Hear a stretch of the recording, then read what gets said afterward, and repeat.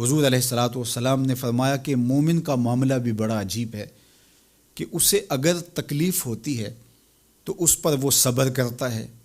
یا اسے خوشی ملتی ہے تو اس پر وہ شکر کرتا ہے، تو دونوں صورتوں میں اللہ اس کو اجر عطا کرتا ہے۔ اور یہ صرف شان مومن کی ہی ہے کہ وہ مصیبت پر صبر کرے، بلکہ فرمایا کہ مومن کے پاؤں میں کانٹا بھی چبھتا ہے تو اس کا بھی اس کو اجر دیا جاتا ہے، اس کے درجے بلند ہوتے ہیں، اس کے گناہ معاف کر دیے جاتے ہیں، اس کی خطاؤں سے درگزر کر لیا جاتا ہے۔ لیکن یہ مشروط ہے اس تکلیف کو صبر کے ساتھ برداشت کرنے سے۔ اگر وہ واویلا کرتا ہے، ناشکری کے کلمات کہتا ہے، تو تکلیف تو ختم نہیں ہوتی لیکن اجر زائل کر دیا جاتا ہے۔ تو اس لیے ہمیں ہر صورت کے اندر صبر کے دامن کو مضبوطی سے تھامنے کی تلقین کی گئی ہے، اور اہل ایمان کو یہ بھی سبق دیا گیا کہ جب انہیں کوئی بھی مصیبت پہنچتی ہے تو وہ کہتے ہیں انا للہ و انا الیہ راجعون، کہ ہم اسی کے ہیں اور اسی کے حضور پلٹ کے جانا ہے۔ تو یہ وہ امر ہے کہ جو ان کی طبیعت کے اندر ٹھہراؤ پیدا کرتا ہے اور ان کی زندگیوں کے اندر اللہ تعالیٰ جل شانہ پر جو یقین ہے اس کا پتہ دیتا ہے۔ اگر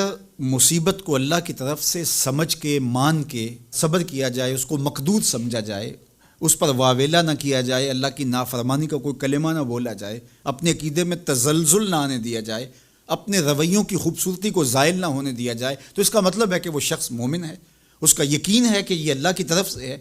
تو پھر اس کے یقین کے صلے کے اندر اللہ اس کو پھر ہدایت قلب کا چراغاں نصیب کرتا ہے۔ اور فرمایا واللہ بکل شیء علیم، اور اللہ ہر شے کو جاننے والا ہے، اسے پتہ ہے کہ کسی پر مصیبت نازل کیوں کرنی ہے،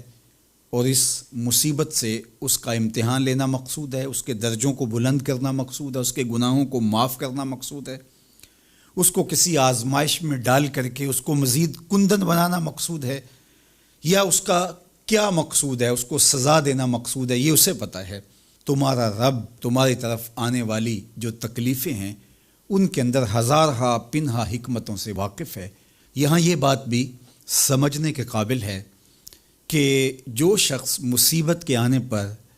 صبر اور استقامت کے ساتھ اس سے نپٹتا ہے اور اللہ پر جو اس کا یقین ہے اس میں تزلزل پیدا نہیں ہونے دیتا، کل من عند اللہ، اے محبوب فرما دیجئے جو کچھ ہے وہ تمہارے رب کی طرف سے، یہ اس کا خیال اور فکر ہے کہ یہ میرے اللہ کی طرف سے، تو پھر اس مصیبت کو ٹالنے والا بھی وہی ہے۔ تو اگر یہ اس کا عقیدہ پختہ تھا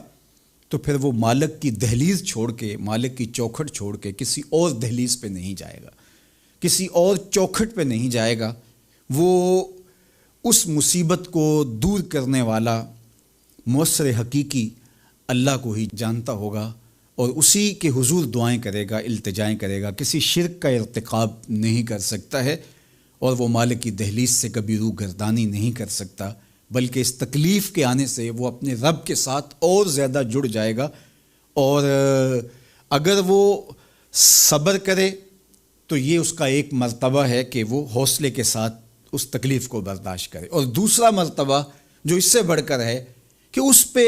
اللہ کی رضا کے سانچے میں اپنے آپ کو ڈھال لے کہ جے سونا میرے دکھ وچ راضی، میں سکھ نو چلے ڈاواں۔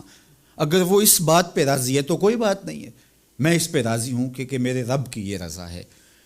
تو یہ دونوں چیزوں